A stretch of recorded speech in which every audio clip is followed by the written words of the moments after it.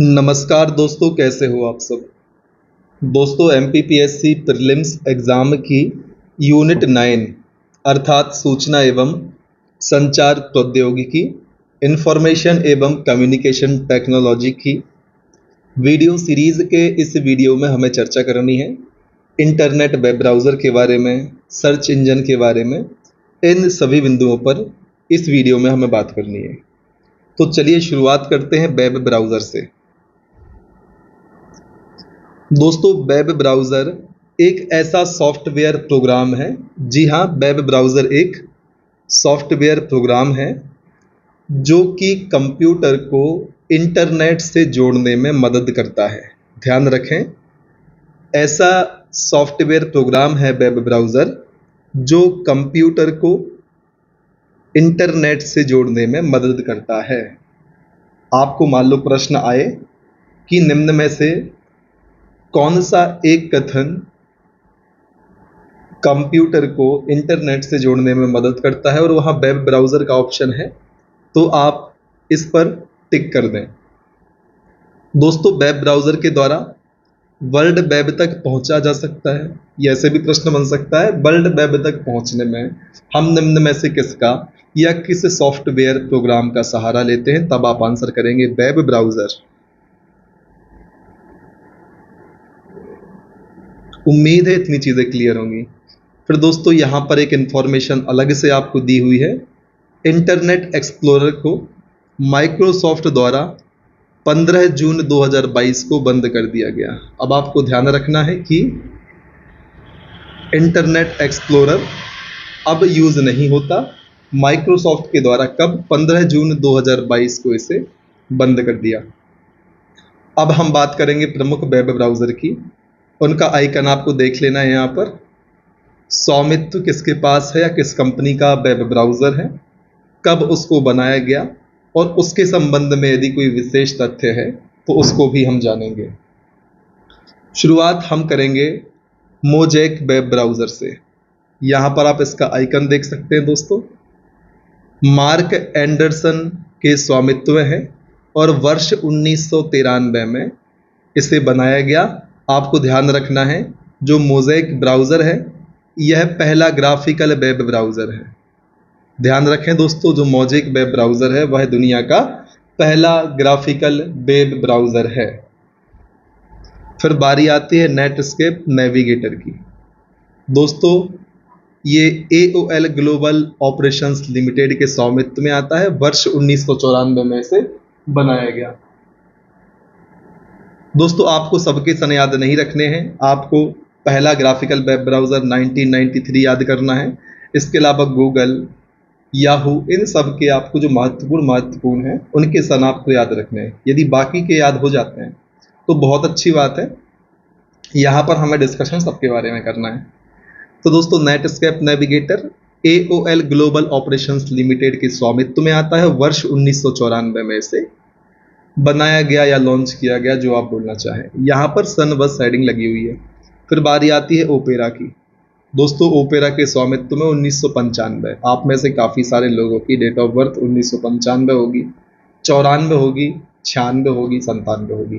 तो अपनी date of birth के अनुरूप आप उनको कनेक्ट कर लें। वेब ब्राउज़र को, हर एक चीज़ को आप इस प्रकार से कनेक्ट करें, चाहे सर्च इंजन हो, वेब ब्राउज़र हो, कोई भी सन हो आपकी डेट ऑफ बर्थ के इर्द गिर्द, तो आप उसको उससे रिलेट करके याद करने का प्रयास करें। फिर बारी आती है इंटरनेट एक्सप्लोरर की। दोस्तों, माइक्रोसॉफ्ट के स्वामित्व में 1995 में ही बना ओपेरा के साथ में, लेकिन 15 जून 2022 को माइक्रोसॉफ्ट के द्वारा इंटरनेट एक्सप्लोरर को बंद कर दिया गया। दोस्तों, जो इंटरनेट एक्सप्लोरर था वह विंडोज़ ऑपरेटिंग सिस्टम में शामिल रहता है। अब बारी आती है मोजिला फायरफॉक्स की। मोजिला के स्वामित्व में है, 1998 में इसे बनाया गया। यह विंडोज़ और मैक ऑपरेटिंग सिस्टम में शामिल रहता है। ध्यान रखें, जो मोजिला फायरफॉक्स वेब ब्राउज़र है यह विंडोज़ और मैक ऑपरेटिंग सिस्टम में शामिल रहता है। कब बना? 1998 में बना। फिर बारी आती है यूसी ब्राउज़र की।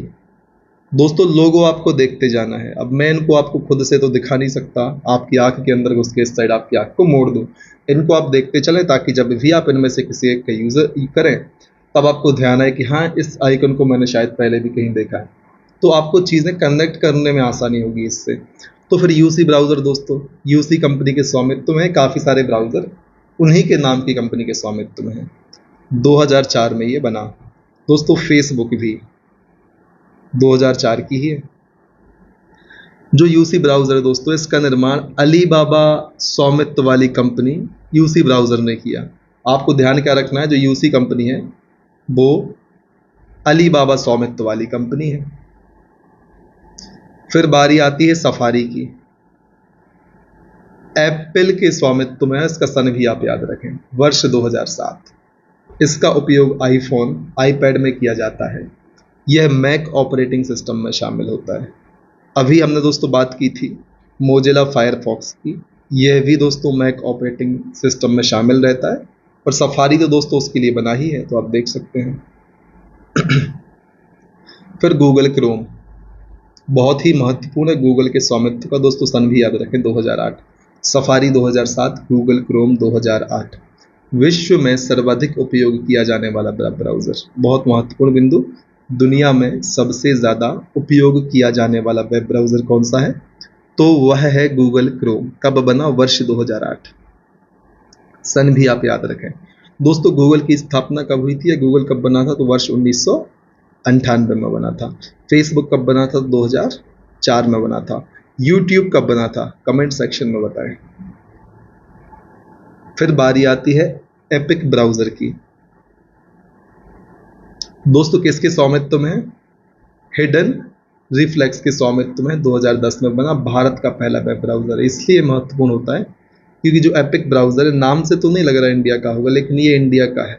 एपिक वेब ब्राउज़र भारत का पहला वेब ब्राउज़र है, 2010 में बना। किसके स्वामित्व में है, तो हिडन रिफ्लेक्स के स्वामित्व में है। फिर बारी आती है माइक्रोसॉफ्ट एज की। माइक्रोसॉफ्ट के स्वामित्व में होगा, कॉमन सेंस वाली बात है, माइक्रोसॉफ्ट आगे लिखा हुआ है।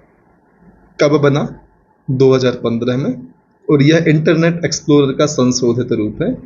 इंटरनेट एक्सप्लोरर को दोस्तों 2022 में बंद कर दिया गया। किसके द्वारा, माइक्रोसॉफ्ट के द्वारा, क्योंकि उसी का था, हम पहले चर्चा कर चुके हैं।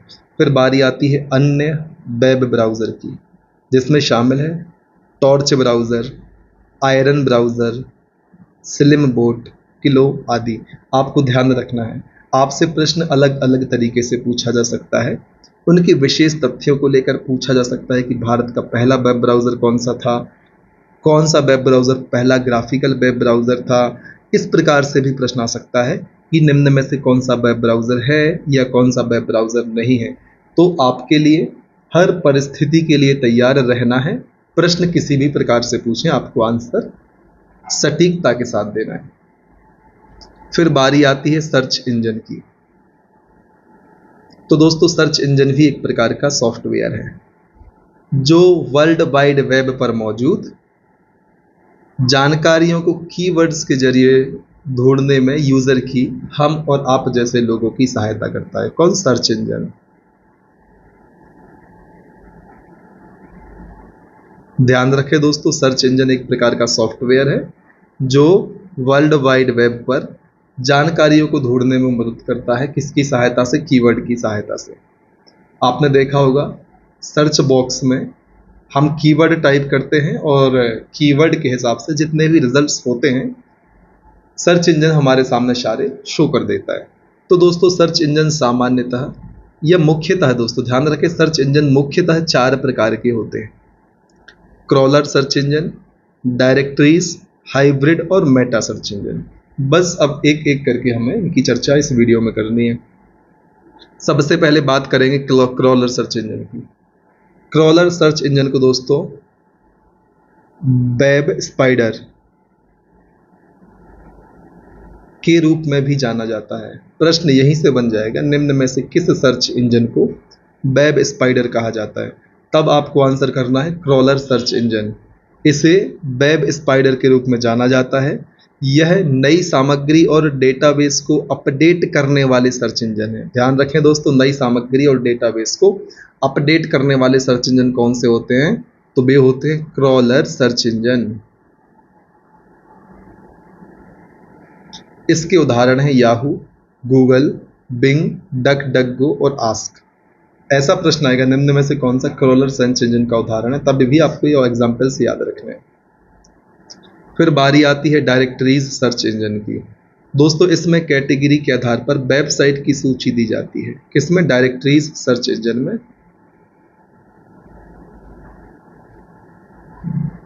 इसके उदाहरण हैं ब्लॉगरमा और नाइन साइट। यहाँ पर आपके मोटिवेशन के लिए कुछ लाइन लिखी हुई हैं, आप इनको ज़रूर पढ़ें और फिर से पढ़ने लग जाएं यदि आपका मनोबल नीचे गिर रहा है तो। ठीक, फिर बारी आती है हाइब्रिड सर्च इंजन की। दोस्तों यह क्रॉलर सर्च इंजन और डायरेक्टरीज का मिश्रण होता है। क्रॉलर प्लस डायरेक्टरीज के मिश्रण को कहते हैं हाइब्रिड सर्च इंजन। दोस्तों हाइब्रिड का ही मतलब होता है कि 2, 3, 4 या 2 से ज़्यादा या 1 से ज़्यादा चीज़ों को मिलाकर जब कोई चीज़ तैयार करता है तो उसको हम हाइब्रिड कहने लगते हैं। तो इसी प्रकार से क्रॉलर और डायरेक्टरीज के मिश्रण को हम हाइब्रिड सर्च इंजन कहते हैं। इसके उदाहरण हैं गूगल और याहू, तो इनको आपको याद रखना है। गूगल और याहू दोस्तों कैसे हैं? हाइब्रिड सर्च इंजन है। फिर बारी आती है मेटा सर्च इंजन की। ये क्या करते हैं? यह सर्च इंजन अन्य सर्च इंजन से डाटा लेकर रिजल्ट दिखाते हैं, जैसे कि डॉगपाइल और मेटा क्रॉलर। इनको आप याद रखें।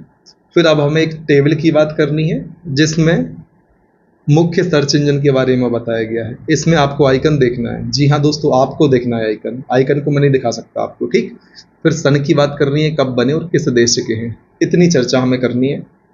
सबसे पहले आर्की की बात होगी। ये सबसे पहला सर्च इंजन है, इसलिए आप सन भी याद रखें और देश भी याद रखें। वर्ष 1990, देश का नाम United state of America USA। फिर AOL.com 1983। फिर याहू, इसका सन जरूर याद रखें 1994, अमेरिका का है।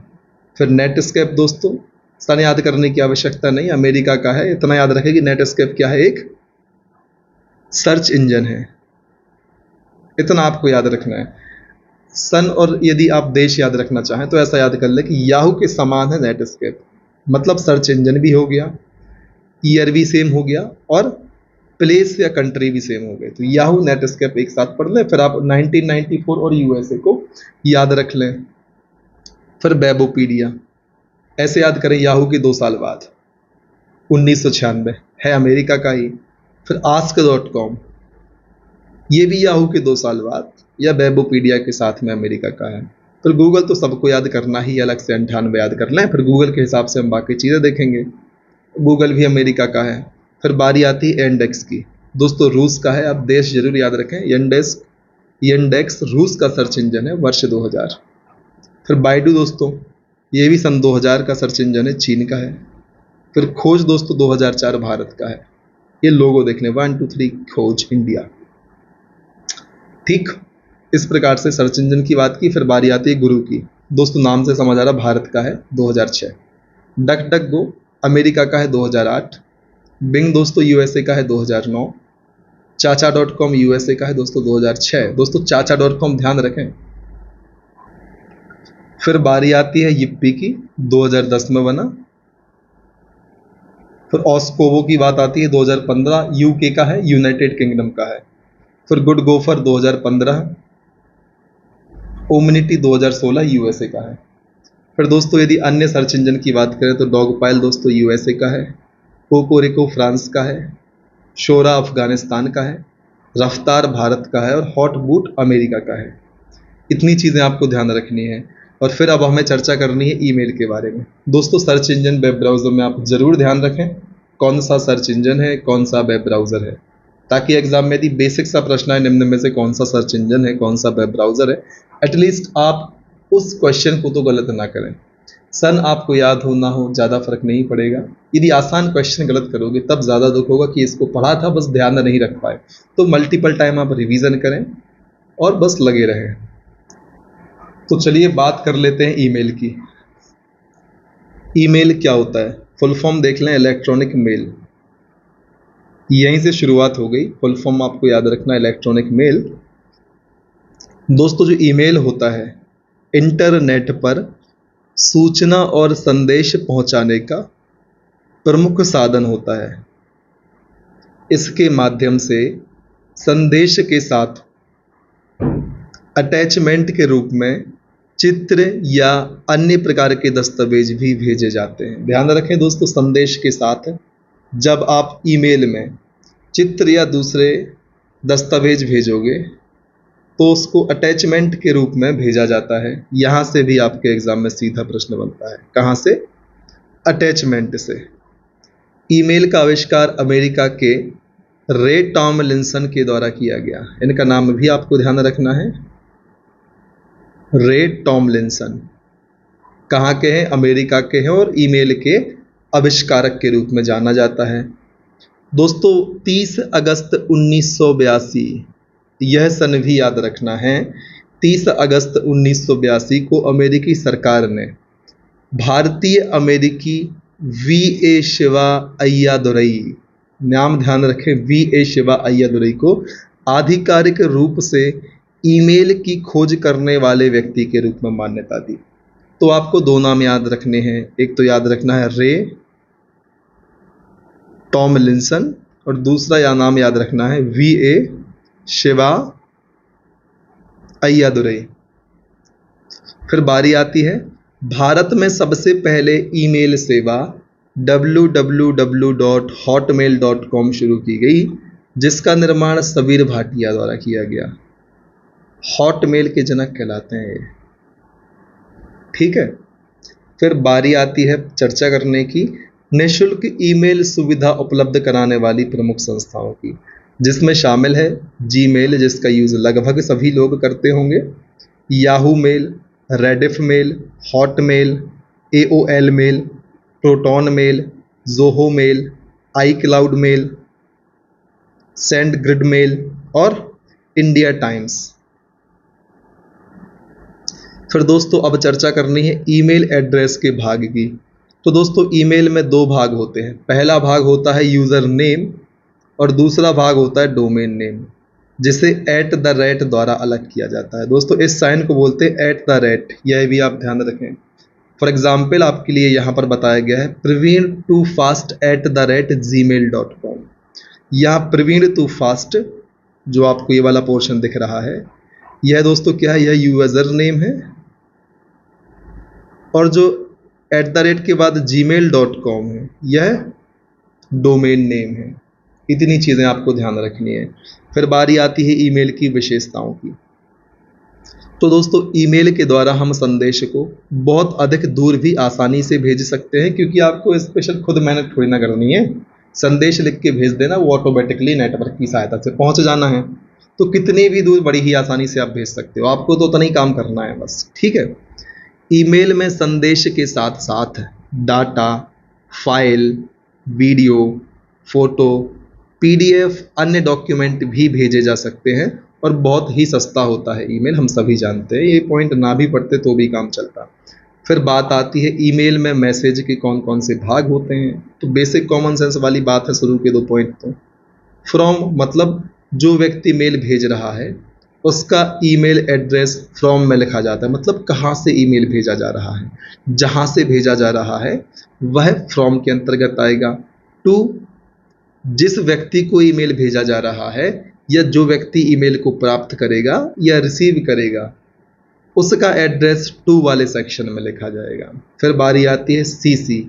सबसे पहले तो कार्बन कॉपी इसका फुल फॉर्म है, यह ध्यान रखें।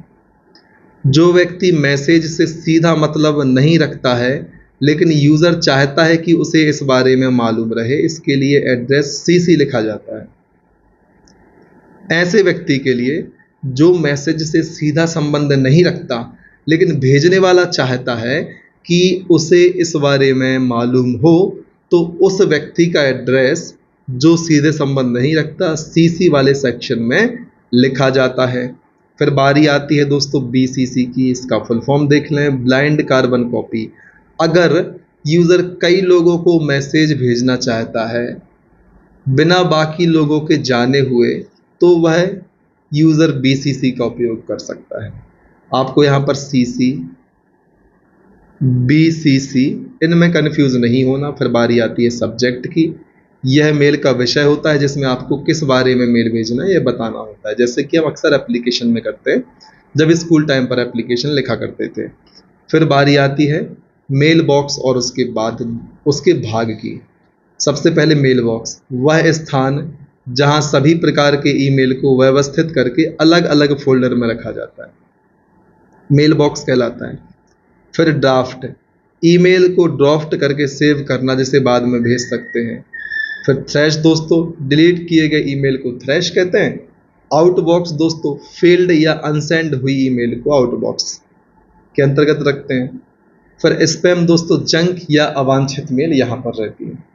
इन चीज़ों को आप जरूर याद रखें, बहुत ही व्यवहारिक सी चीज़ें हैं, यदि आपने यूज़ नहीं किया तो आप ध्यान रख लें। जहाँ सभी प्रकार की ईमेल को व्यवस्थित रखते हैं उस फोल्डर को कहते हैं मेल बॉक्स।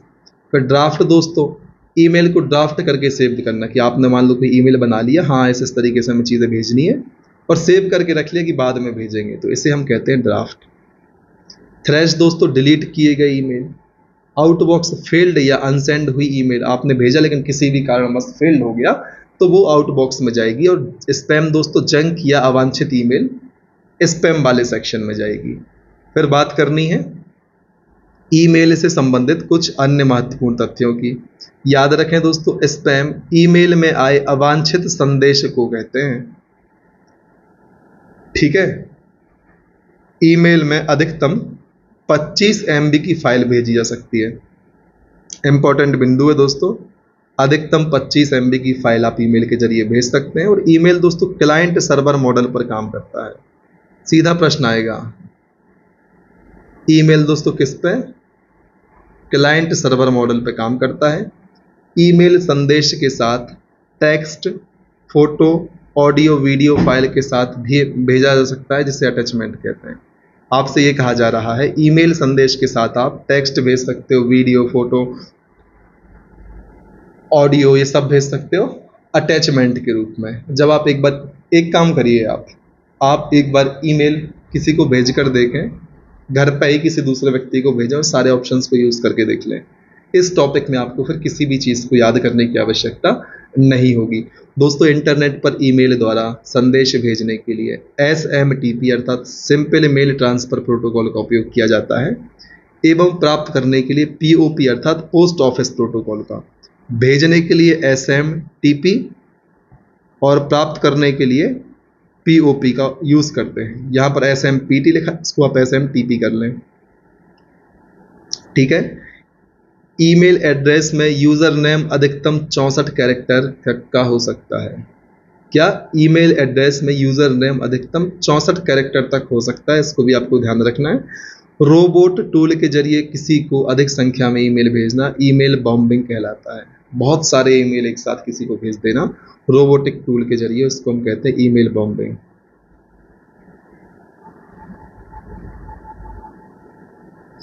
फिर दोस्तों, विगत वर्षों में आयोग के इर्द गिर्द कोई प्रश्न जो इन्होंने बनाए होंगे, इसकी हम चर्चा कर लेते हैं, जो MPPSC ने पूछे होंगे या इसके आसपास पूछे होंगे। गूगल के निर्माणकर्ता लैरी पेज और सर्गी ब्रिन, कब बनाया गया गूगल? 1998 सन आप याद रख लें। HTTP का पूरा नाम पूछा गया था तो hyper text transfer protocol.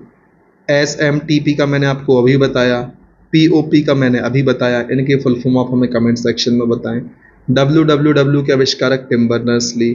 Log in, नाम और पासवर्ड के सत्यापन को ऑथेंटिफिकेशन या प्रमाणीकरण के रूप में जाना जाता है। देश का प्रथम साइबर अपराध पुलिस स्टेशन कटक उड़ीसा में स्थित है। ध्यान रखें, दुनिया का प्रथम साइबर अपराध पुलिस स्टेशन कटक उड़ीसा में स्थित है। हाइपर टेक्स्ट मार्कअप लैंग्वेज का उपयोग करते हुए वेब पेज का कोड लिखा जाता है। यदि आपसे प्रश्न बन जाए वेब पेज का कोड किस लैंग्वेज में, तो दोस्तों HTML, hyper text transfer language, इसमें हम लिखते हैं वेब पेज का कोड। गूगल क्रोम एक क्या है? ब्राउज़र है। इतने आसान से क्वेश्चन आपसे पूछे गए, वही मैंने आपसे कहा था कि आपको छोटे छोटे बिंदुओं का ध्यान रखना है ताकि आसान क्वेश्चन आपके एग्जाम में गलत ना हो। यदि आप एग्जाम में वैसे क्वेश्चनों को गलत करते हैं जो सारे विद्यार्थी सही कर रहे हैं, तो इससे आपके सिलेक्शन के ना होने के 99% चांस बढ़ जाते हैं, क्योंकि जो प्रश्न सबने सही किया वो आपने गलत कर दिया, तो आपको वो प्रश्न सही करने पड़ेंगे जो बहुत कम लोग सही कर रहे हैं, जो डिफिकल्ट प्रश्न है। इसीलिए आसान प्रश्न को गलत नहीं करना दोस्तों, एक बात आपको ध्यान रखनी है।